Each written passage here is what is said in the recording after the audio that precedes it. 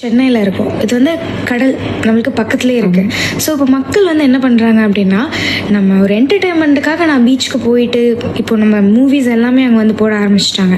சாப்பிட்டுட்டு அந்த பொருட்கள், அந்த பிளாஸ்டிக் பொருட்கள், பாட்டில்ஸ் எல்லாமே வந்து அங்கேயே போட்டு போயிடுறாங்க. ஸோ இதை க்ளீன் பண்ணுறதுக்கான பர்சன்ஸ் வந்து இருக்காங்க. ஆனால் இதை வந்து அவங்க கடலுக்குள்ளே கிட்டேயே போட்டு போயிட்டாங்க அப்படின்னா, நம்ம முன்னாடியே பேசின மாதிரி இது போய் நம்மளா போடுறது தான் அந்த பிளாஸ்டிக் வேஸ்ட் அப்படிங்கிறது வந்து அது போய் ஒரு குட்டி மீன் சாப்பிட்றதா இருக்கும், பெரிய மீன் அது வயிற்று கிழிச்சு பார்க்கும்போது அவ்வளோ பிளாஸ்டிக்ஸ் இருக்குன்றப்போ இந்த மாதிரி நம்ம பிளாஸ்டிக் பொருட்களை வந்து நம்ம யூஸ் பண்ணிட்டு இருக்கோம் இல்லையா மேம்? பிளாஸ்டிக் யூசேஜை நம்ம எப்படி வந்து குறைக்கிறது?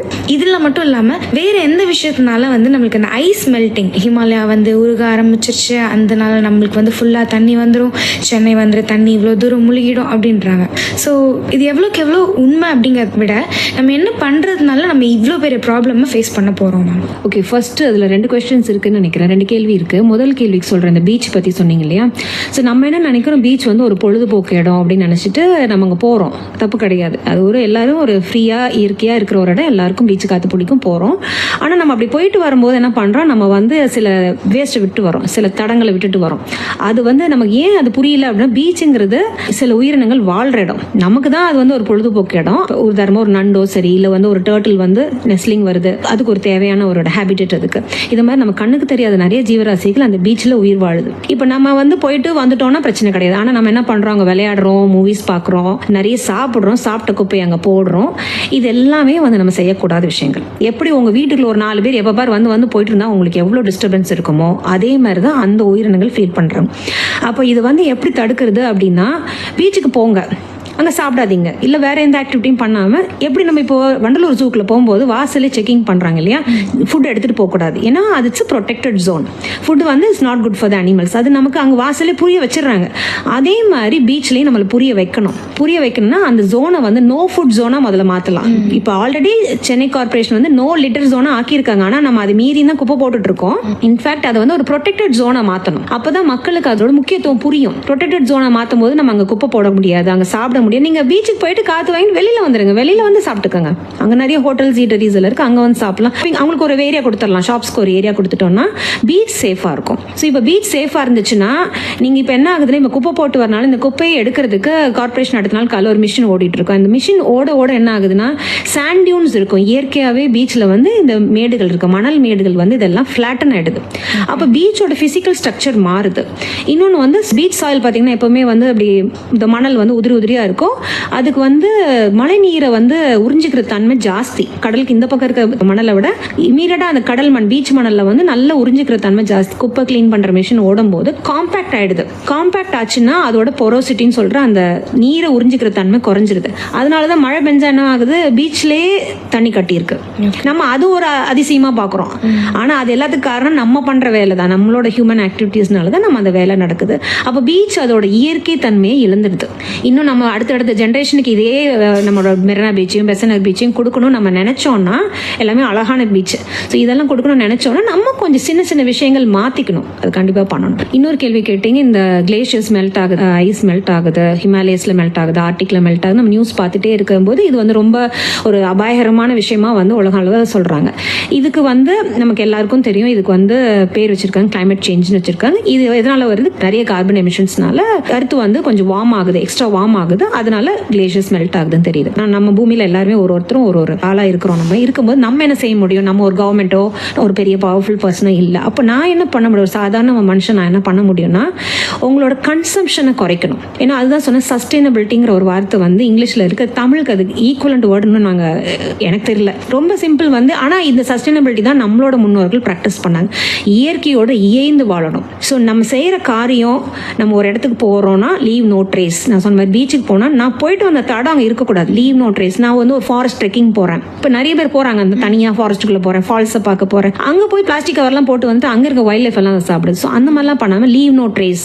ஏதாவது எடுத்தீங்கன்னா எடுத்து கொண்டு போயிட்டு திரும்ப கொண்டு வந்துருங்க, இங்கே வந்து எங்கே டிஸ்போஸ் பண்ணணும்.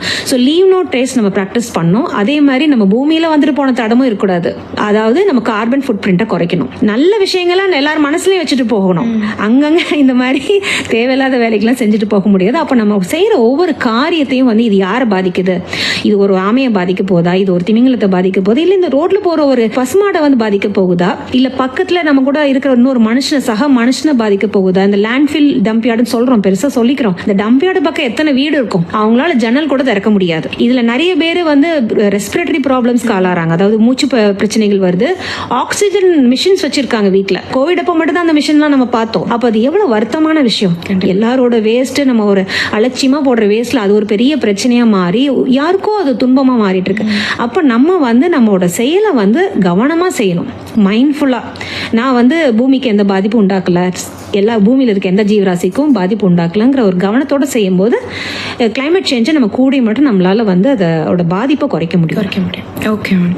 ஸோ இப்போது இந்த உலகத்தில் எல்லாருமே ரீசைக்கிள் அப்படிங்கிற ஒரு விஷயத்தை ஸ்டாப் பண்ணிட்டாங்க அப்படின்னா என்ன நடக்கும்? அதாவது என்னன்னா, உண்மையிலே வந்து ஆக்சுவலாக நம்ம இன்னும் ரீசைக்ளிங்கை ஸ்டார்ட் பண்ணலங்கிறது தான் உண்மை.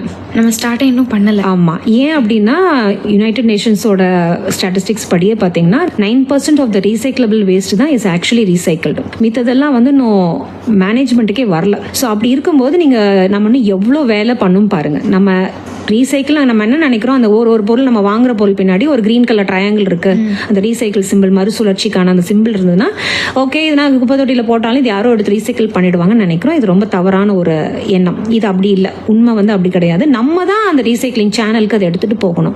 ஸோ நீங்க கொஞ்சம் சின்னதாக மெனக்கிடணும். இல்லை நான் சொன்ன மாதிரி ரெஸ்பான்சிபிள் ரீசைக்கிளர்ஸ் யாருன்னு பார்த்து அவங்க கிட்ட எடுத்துட்டு போகிறது நம்மளோட வேலையா இருக்கும். ஓகே மேம், நீங்க இவ்வளோ விஷயங்கள் பண்ணியிருக்கீங்க. ஸோ இதனால நீங்க என்னென்ன அவார்ட்ஸ் வந்து நீங்க வாங்கியிருக்கீங்க இது வரைக்கும்? ஓகே, எங்களோட இந்த சிம்பிள்ங்கிற முயற்சிக்கு வந்து எங்களுக்கு ஜூன் 23 நேஷனல் லெவல் அவார்டு கிடைச்சது. டுவர்ட்ஸ் ஜீரோ வேஸ்ட் கேட்டகரியில் கம்யூனிட்டிஸ்க்கான ஒரு கான்டெஸ்ட்ல எங்களுக்கு ஒரு ஃபர்ஸ்ட் ப்ரைஸ் கிடைச்சது. ஆக்சுவலாக ஓகே, நேஷனல் லெவலில். ஸோ இது வந்து எங்களுக்கு ஒரு பெரிய ஒரு மோட்டிவேஷன். நாங்கள் சரியாக தான் பண்ணிட்டு இருக்கோம், இன்னும் நம்மள மாதிரி நிறைய பேர் பண்ண வைக்கணும் அப்படிங்கிறதுக்கு ஒரு நல்ல மோட்டிவேஷனாக இருந்தது. உங்களுக்கு அது மோட்டிவேஷன், நிறைய பேருக்கு அது இன்ஸ்பிரேஷனாக இருந்திருக்கும். கண்டிப்பாக. அதே மாதிரி இப்போ ரீசெண்டாக இந்த விமென்ஸ் டே March 8 அப்போ சென்னை ஸ்பாட்லைட் ரோட்டரி கிளப் அப்புறம் ஜியோ இந்தியா ஃபவுண்டேஷனும் சேர்ந்து என்னோட சோஷியல் ஒர்க், இந்த என்வரன்மெண்ட் சுற்றுச்சூழலில் என்னோட சோஷியல் ஒர்க்குக்கு எனக்கு ஒரு வண்டர் விமன் ஒரு அவார்ட் கொடுத்தாங்க. Super ma'am, thank you so much for coming ma'am. இன்னைக்கு நிறைய விஷயங்கள் நீங்கள் எங்களோட பகிர்ந்துருக்கீங்க. இது வந்து எல்லாருக்குமே ரொம்ப யூஸ்ஃபுல்லாக இருக்கும் அப்படின்னு நான் நம்புகிறேன்.